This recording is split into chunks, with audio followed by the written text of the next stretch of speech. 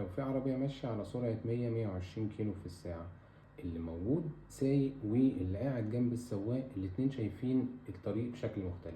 السواق شايف الطريق ومتحكم في حركة العربية، وعارف امتى هيغير الحارة، وعارف امتى هيفرمل، وعارف امتى لو هيتفادى حاجة قدامه.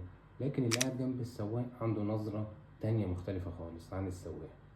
هو حاسس بأي تغيير في السرعة، بيتخض من أي فرملة أو تغيير في الحارة. إحنا في مصر هنفهم المثال ده حلو قوي في الميكروباص. دايما تلاقي الركاب بيتخانق مع السواق وإن السواق ماشي بسرعة ومتهور وكذا، والسواق يجادلهم إن هو سايق عادي وبيسوق كده كل يوم. وإحنا بنتكلم عن الإدارة، القصة دي بتنطبق بالظبط عليها. القائد أو المدير هو السواق، شايف الاستراتيجية، شايف الأهداف الكبيرة والجدول الزمني، وعارف ليه ده لازم يتحرك بشكل سريع أو لأ. لكن الموظفين أو الفريق بتاعك شايف السرعة والحركة دي من مقعد الركاب.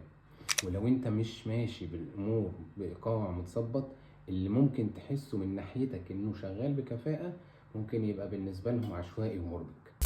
المديرين الشاطرين مش بيفكروا بس في الاتجاه، بيفكروا كمان في إيقاع وتناغم الفريق. هل الفريق عارف ايه اللي جاي بعد كده، وفاهم السبب ومؤيد للقرار او التحرك اللي هنمشي بيه ده؟ لان صدقني انجح طريقة تدير بيها الفريق بتاعك انك تشركهم معاك في التخطيط والاهداف، ويكونوا فاهمين السياق ايه للقرارات بتاعتك، وحاسين انهم جزء فعلا من القرار او التغيير.